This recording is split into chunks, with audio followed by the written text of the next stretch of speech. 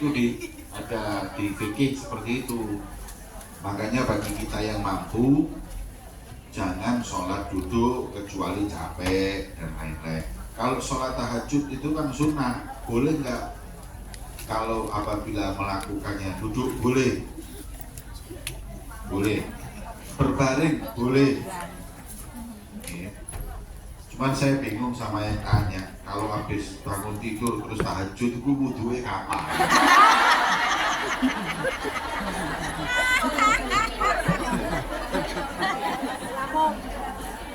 Mungkin kalau sudah wudhu maksudnya monggo, nggak apa-apa sholat sunnah itu duduk dan berbaring itu monggo. Cuma dia tadi pahalanya nggak sebesar orang yang sholat sunnah itu manfaatnya banyak. Pertama, mendekatkan diri kepada Allah. Kedua, menambal sholat-sholat wajib yang kurang. Makanya kita itu perbanyak sholat sunnah untuk menambal kekurangan sholat-sholat wajib kita. Oke. Kalau apabila sholat wajibnya yang hilang, ya jangan sholat sunnah, qodho sholat wajib. Jadi kalau kita masih punya utang sholat wajib ini dan itu, maka kita diwajibkan bayar. Bahkan ada ulama yang mengatakan nggak boleh sholat sunnah orang yang punya hutang sholat wajib. Kalau sholatnya banyak yang ketinggalan sampai lupa, maka kata ulama, ya gantinya sholat sunnah adalah mengqodho sholat-sholat wajib, jadi itu lebih afdal. Itu pertanyaan yang jadi pertama. Yang kedua, Habib, ikhlas itu apa? Ikhlas itu seperti surat Al-Ikhlas. Namanya Al-Ikhlas tapi nggak ada bacaan alif. Ikhlas itu dalam bahasa Arab adalah mengosongkan niat dalam beribadah kepada selain Allah. Itu ikhlas. Murni. Ikhlas itu artinya murni. Kholis aslinya kholis. Kholis itu murni. Amalan yang kholis, amalan yang murni, gak ada niat kepada selain Allah. Orang-orang dulu tuh ikhlas, amalannya untuk Allah tapi masih nangis, takut gak diterima. Lah kita ini Masya Allah, nih, amalannya kecampur-campur, kadang juga gak ada amalannya, tapi kadang masih merasa kita beramal. Makanya tidak diperkenankan kita mengumumkan amal ibadah. Jadi kalau kita sholat malam, gak usah difoto, gak usah status, itu gak usah. Saya kasih tahu ya, kenapa sholat malam pahalanya lebih besar dari sholat duha. Karena sholat malam itu gak ada yang tahu. Kalau sampai buat status, itu pengumuman. Hilang kabeh ganjarane. Gak perlu tahu. Kalau perlu ini bawa setiap amalan yang dibawa sampai mati, tidak ada orang yang tahu, itu jadi bekal untuk nanti berjumpa dengan Allah Subhanahu wa Ta'ala. Memang cari amalan ikhlas itu sulit, apalagi kalau deket-deket pilpres, pilkada. Ini terus boleh amalan sing ikhlas itu jarang. Saya pernah diundang ke Sulawesi di Kendari. Ada yang dari Kendari nggak di sini? Kendari di Sulawesi saya diundang. Yang waktu itu yang undang gubernurnya.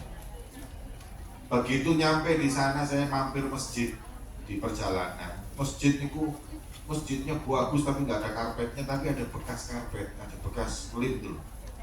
Saya tanya, loh Pak, ini kok masjid bagus nggak ada karpetnya, terus ada bekas, kenapa?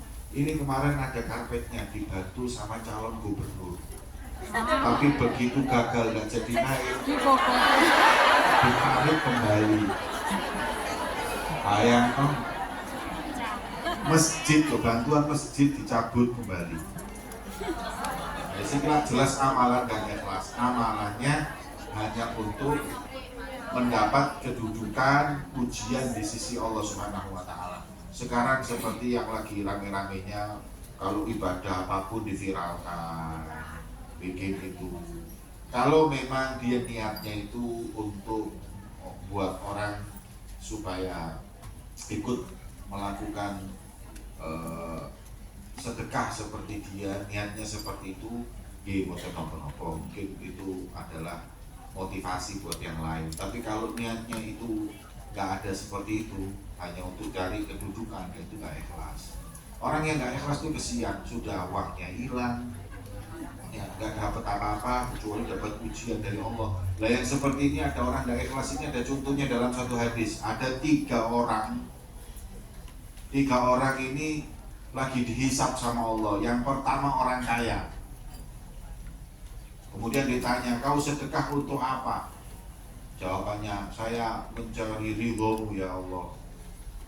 Jawabannya Allah Ta'ala, bohong. Kamu supaya dipanggil orang sebagai seorang yang dermawan, loman. Terus akhirnya katanya Allah, lempar semua amalannya di wajahnya dan lempar orang itu ke neraka.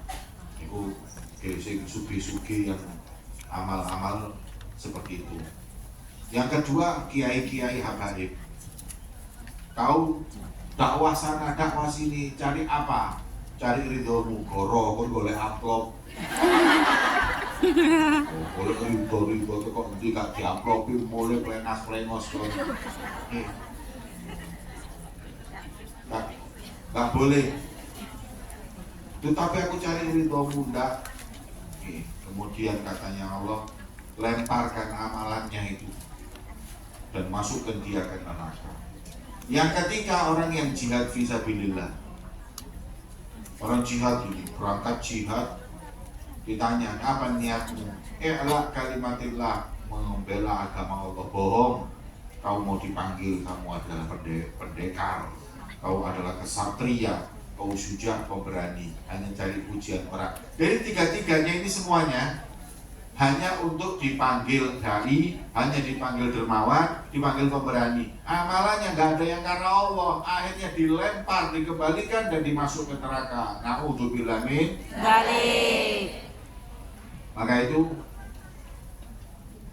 kita kalau nggak ikhlas tuh mikir gini loh, kita ini amalan pas-pasan, terus nggak ikhlas terus duwe opo?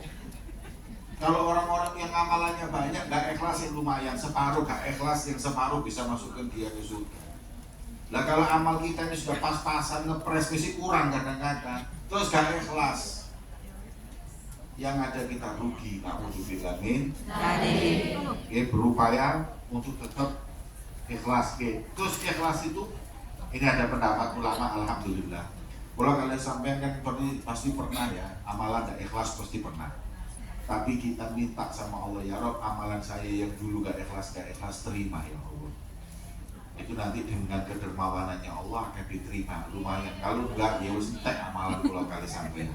Jadi minta sama Allah, amalan yang kurang ikhlas diikhlaskan untuk Allah Subhanahu wa Ta'ala. Tapi juga jangan sampai gara-gara takut gak ikhlas terus kemudian gak amal. Itu loh, salah aneh ini.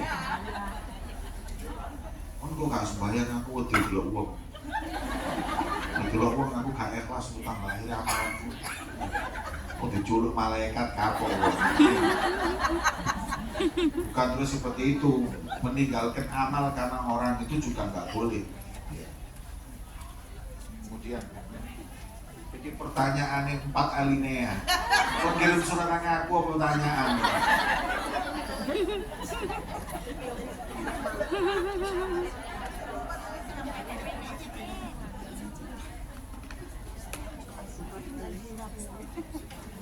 Amalan apa yang kalau diamalkan membuat supaya tidak takut menikah?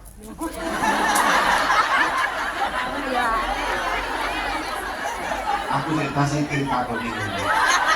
Biasanya orang tanya amalan supaya cepat nikah apa? Ini malah minta amalan supaya nggak takut menikah. Sih bawa ini kok. Bukan jangan takut menikah. Doa amalan apa yang membuat saya dapat suami yang soleh.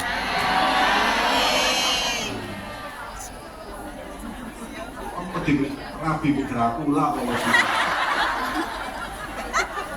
Jadi gini, ya memang mungkin seperti itu. Minta sama Allah. Jadi ada doa, ada namanya sholat istikharah itu adalah minta sama Allah apakah dia yang terbaik atau bukan. Kalau dia yang terbaik, ya Allah mudahkan. Kalau dia bukan yang terbaik, jauhkan. Itu istikharah sing benar. Karena kadang kalau orang sudah jatuh cinta, istikharah dirubah. Ya Allah, kalau dia yang terbaik untukku mudahkan. Kalau dia ya Rob bukan yang terbaik, rubahlah supaya jadi yang terbaik. Jadi jadikan maksud Gusti Allah. Nah itu ini loh. Kadang orang perempuan itu kalau sudah senang sama laki-laki itu terus akhirnya dia itu buta. Kalau sudah buta kadang sering dibohongi, sering diakali. Nah, maka daripada itu pasrahkan semua itu sama Allah dengan istikharah. Jadi umpama ada orang datang baik atau tidaknya kita istikharah. Yang kedua tanya, dohir juga harus ditanya. Maknanya apa? Maknanya tanya ke ini laki-laki ini siapa? Makanya hati-hati, jangan kenalan laki-laki dengan media sosial saja itu jangan. Harus tahu ini orang siapa, keluarganya siapa.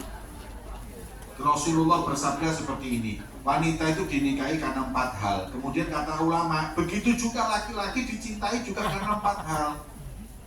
Pertama, sampai kalau cari laki-laki, dia bisa memberi nafkah kamu, kerja, tanggung jawab. Li jamaliha, yang wajahnya itu menarik untukmu. Nih, supaya kau tangi turu delok uang ojo delok dulu. Dalam kitab Imam Ghazali itu disebutkan laki-laki itu disunahkan berdandan untuk istri. Istilahnya laki-laki di rumah itu tidak boleh bau. Kan sering saya lihat di mana media sosial itu seakan-akan wanita itu dituntut untuk cantik depan suami. Loh, suami juga dituntut ganteng depan istri. Itu di kitab ada itu. Aku gak ngawur ini. Di kitab Imam Ghazali disebutkan bahkan sampai ada ancaman bisa perempuan Bani Israel banyak yang selingkuh karena apa? Laki-lakinya tidak berhias di hadapan istrinya. Makanya disunahkan pula laki-laki itu untuk berhias di hadapan suami. Kemudian Nabi Sallallahu Alaihi Wasallam di depan istri. Terus kemudian begitu pula hasad. Nah, niki hasad kita itu iki anaknya sopo. Sebagaimana kita nggak boleh nikah sama perempuan yang nggak tahu asal usulnya, laki-laki yang nggak tahu asal usulnya juga jangan. Dari keluarga gimana kita harus tahu. Dan terakhir adalah yang paling penting itu fadfar bihaqidin agamanya. Jadi jangan lihat kalau nikah dengan orang yang agamanya kuat itu menghargai. Katanya Nabi SAW, yang memuliakan perempuan itu mulia, yang menghinakan perempuan itu hina. Perempuan itu kata Nabi SAW, "Stausukum binisa'i khaira." Saya wanti-wanti kau untuk nikah dengan wanita itu baik-baik. Kalau memang dia nggak bisa diajak dalam kebaikan, kembalikan ke orang tuanya secara baik-baik. Adapun wong lanang ngusir itu gak beres. Itu tidak menghargai, dia bukan orang yang mulia. Maka itu minta sama Allah agar diberi oleh Allah laki-laki yang soleh. Terus kalau minta sama Allah itu yang jangan nanggung. Ya Rob, kula nyuwun ya Allah, jujukno sing soleh ya Rob, sing alim, sing sugih, sing ganteng. Lu minta sama Allah seperti itu. Kalau nggak dapat 100%, 70%, 60%, jangan ya Allah masuk kapati ganteng nggak apa-apa ya Allah, kapati sugih nggak apa-apa, kapati soleh mabuk titik nggak apa-apa ya Allah. Itu salah ini. Saya ini pernah dengar seorang perempuan ini nikah di multazam waktu umroh minta sama Allah, ya Rob, saya minta suami yang ganteng, alim, anak wong soleh, bisa ganteng, alim, anak wong soleh, rezeki oke, wis enak kan? Dia minta sama Allah. Cuman permintaannya kurang lengkap. Akhirnya waktu dia pulang, alhamdulillah dia dikabulkan oleh Allah. Suaminya itu ganteng, soleh, anaknya orang alim, sugih. Cuman jadi bojo sing kepapat.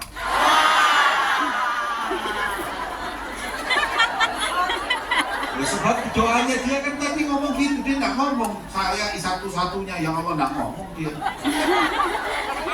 Makanya juga seneng.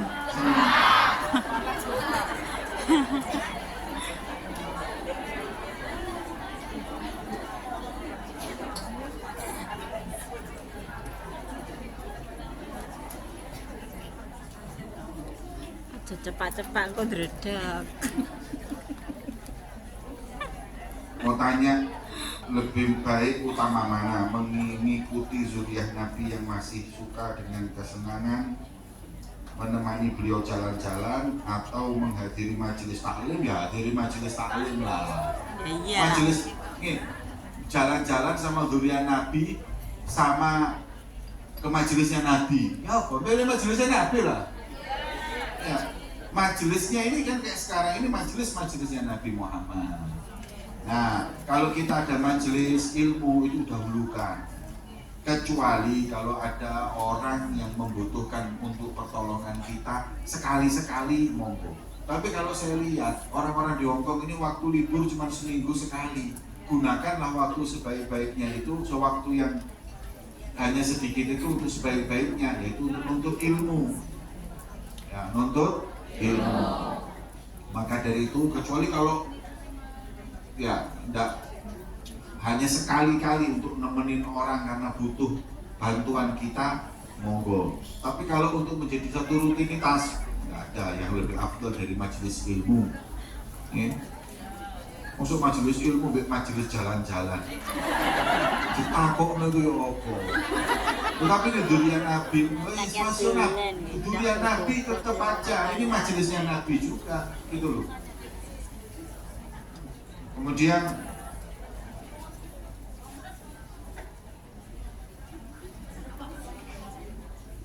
ini ada orang yang dalam hatinya selalu saya sudah sedekah, saya sudah ini. Gimana hukumnya? Gini loh, orang itu kalau amal ibadah jangan dipandang besar, kalau dosa pandang besar. Betul. Jadi kalau kita itu amal soleh, amal apa? Ya Allah, aku ini dosa, amal aku gak akeh, amalanku gak akeh. Tapi ketika kita maksiat, sekecil apapun, ya Allah, dosanya aku itu adalah kacamatanya para nabi dan para salaf soleh. Makanya amalan mereka itu mulia karena seperti itu. Amalan banyak dilihat kecil, dosa dianggap. Kayak Habib Abdullah bin Muslim bin Thahir yang ngarang kitab Sulamut Taufik. Ada kitab di pondok-pondok namanya Sulamut Taufik. Itu yang ngarang itu hadirin punya wirid untuk sebelum tidur bacaannya. Panjenengan saya kasih ijazah mau? Saya ijazahi doanya beliau, la ilaha illallah 25.000 kali sebelum tidur. Allah 25.000 kali. Allahumma sholli ala Muhammad 25.000 kali. Ayo ngomong mobil tuh wangi. Itu wirid beliau. Sama ngibeb 25.000. La ilaha illallah, la ilaha ping selawe. Sampai ngamalkan sekali sampai ketemu minggu ngarep durung mari-mari. Nih. Itu amalan beliau seperti itu. Tapi dengarkan, amalan yang seperti itu sebelum tidur itu dia karang qasidah mengatakan ya Rabbi ma ma'ana amal wa kasbuna kullu zalali. Allah, aku gak duwe amalan apa-apa sing tak lakoni dosa tok. Ini orang yang ahli zikir aja seperti itu hadirin. Makanya jangan pernah kita membesarkan amal ibadah kita, ya, tapi besarkanlah dosa kita agar kita selalu tawadhu dengan Allah, tawadhu dengan hamba Allah Subhanahu. Tapi saya lihat sedekahnya orang Hongkong ini Masya Allah. Amin. Sampai ini sedekahnya saya lihat-lihat lumayan banyak. So, kenapa? Karena dari gaji dan sedekah itu prosentasenya lumayan. Saya kalau sedekah, kalau umpama ya, saya kayak diundang bos batu bara. Saya diundang bos batu bara itu pulang dikasih duit, enggak. Saya itu pulang enggak pernah dikasih duit tebel tipis. Cek. Pernah saya dikasih tipis menurut dulu waktu itu saya pakai no bojoku supaya di pondok tak pikir duit 1 juta dibuka cek 1 juta tak tarik gak enak cek 100 juta. Lah sekarang saya mau tanya 100 juta sodako itu banyak nggak? Banyak kan? Nah, setelah saya tahu orang tersebut setiap bulannya keuntungannya lebih dari 50 miliar. Wow. Saya ini 100 juta kayak begitu. Nah, sampai gajinya 4.000, ya 5.000. Tapi soal ini sedekah 400, berarti berapa persen? 10%. Kan hebat, alhamdulillah. Apalagi ada yang sampai 1.000. Waduh, masya Allah. Dan ini kalau mau dibesar-besarkan ya besar itu. Tapi wis anggap ya Allah yang orang itu hadirin yang dimuliakan kita ini nggak tahu. Pokoknya amal kita itu apa yang kita lakukan semuanya itu kita lakukan karena mungkin ada satu di antara amal kita itu yang menjadi sebab dikabulkan semua amal ibadah kita. Walaupun orang itu jarang ngaji, jarang apa, tapi tahu-tahu subhanallah dia punya satu amal soleh. Dari amal soleh itu akhirnya Allah rubah keadaannya dia menjadi lebih baik. Makanya jangan meremehkan amal apapun, tapi juga jangan membesar-besarkan kayak seakan-akan kita sudah berbuat banyak. Apa hukumnya memegang daging babi? Yang nggak boleh itu makan. Kalau apabila daging babi ini najis. Nih. Dan bagaimana cara mensucikannya? Apa menggunakan sabun? Apa ini? Sabun toharo. Saya nggak ngerti sabun toharo. Yang jelas kalau apa namanya anjing dan babi itu kan harus 7 kali disiram dan 1 diantaranya dicampur dengan itu aja dengan tanah. Jadi sampai gini Bu, gampang. Umpama nih ini sampai tahu apa namanya tanah dicampur dengan air, wis taruh di sini di mangkok. Sampai cuci yang habis cuci babi tadi kan kalau bisa kan ngaku babi kalau bisa pakai kaos tangan. Nah kalau memang takut mesti kena, sampai cuci ini apa namanya air itu, sampai ya 1, 2, 3, 4, 5, 6, satunya pakai yang itu 7 selesai. Itu loh. Ini enggak repot. Kalau kita bisa menghindari, alhamdulillah. Kalau kita nggak bisa menghindari, ya sudah mau diapakan lagi. Yang penting harus dipangan.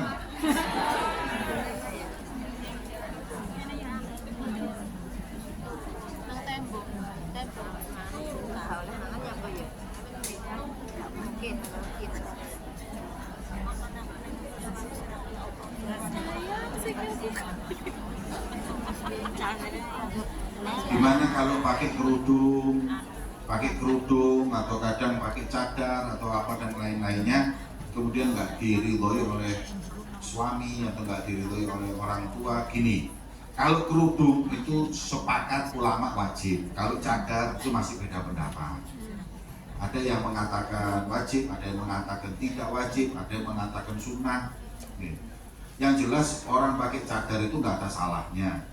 Makanya ketika dulu orang cadar di loilok, akhirnya Gusti Allah ngamuk, sak dunia cadaran kabeh winginan. Lanang wedok kabeh cadaran. Iya. Cocok.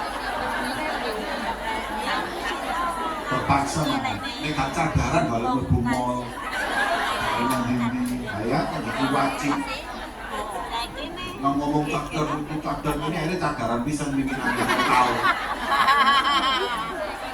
Jadi kalau saya cadar itu beda pendapat. Ada yang mewajibkan, ada yang tidak. Kalau yang cadar, nah itu baru apa namanya? Kalau mungkin orang tuanya masih kurang berkenan, ini semuanya mungkin ya wis apa namanya nggak cadaran dulu sampai. Tapi kalau kerudung nggak boleh. Ngomong suaminya ngomong kon udah rapi be aku syaratnya cukup kudungan, gak rapi gak pakai ini. Mantap. Nggak boleh, karena ini kewajiban. Tapi kalau cadar masih nggak apa-apa, gitu loh. Makanya kalau saya ingin hadirin, orang kalau sudah yang namanya keluar bapak, sekarang ini bapak seperti yang disabdakan Rasulullah datang zaman bahwa nanti orang masuk neraka itu karena orang tuanya. Kenapa orang tua itu? Loh, orang tua zaman sekarang itu anaknya celongan cekak gak apa-apa, cadaran bingung. Teroris sih kan aku itu. Tapi nek celana cekak harus gak apa-apa zaman ini wis nih. Nah yang seperti itu kadang terjadi.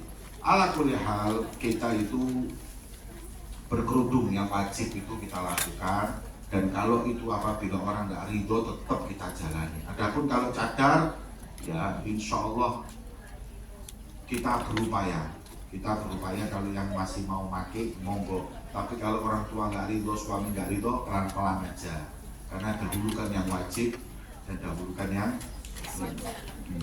Kemudian hadirin yang dimuliakan Allah, ada hal yang lebih banyak. Gak sih masalah kudung yang isi gak karu-karuan akhir. Jadi mungkin itu yang lebih didahulukan. Ini minta doa ini, sebentar.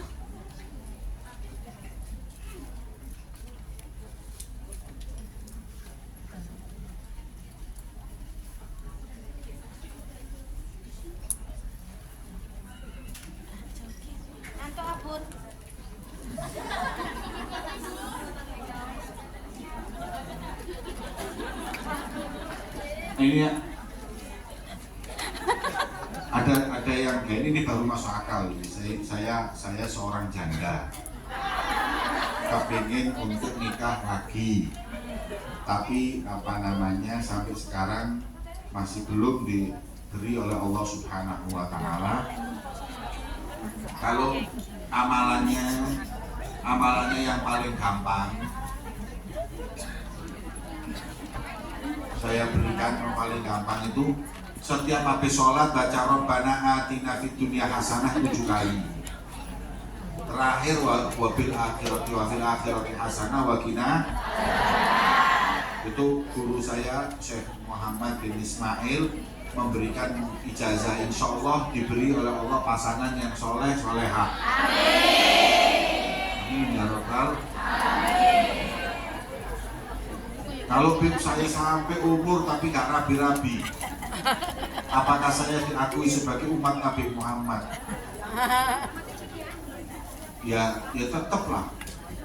Kan memang jodoh itu kan takdirnya Allah. Selama kita itu masih membuka peluang, kemudian kita minta doa sama Allah. Kalau memang belum datang, ya insya Allah kita meyakini akan datang tepat pada waktunya.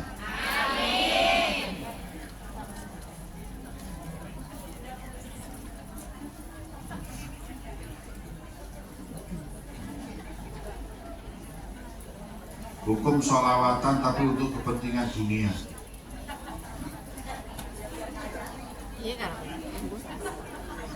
Untuk kalau melihat sesuatu disolawatin, insya Allah dimiliki. Jadi kok nang mau belajar mau selamat.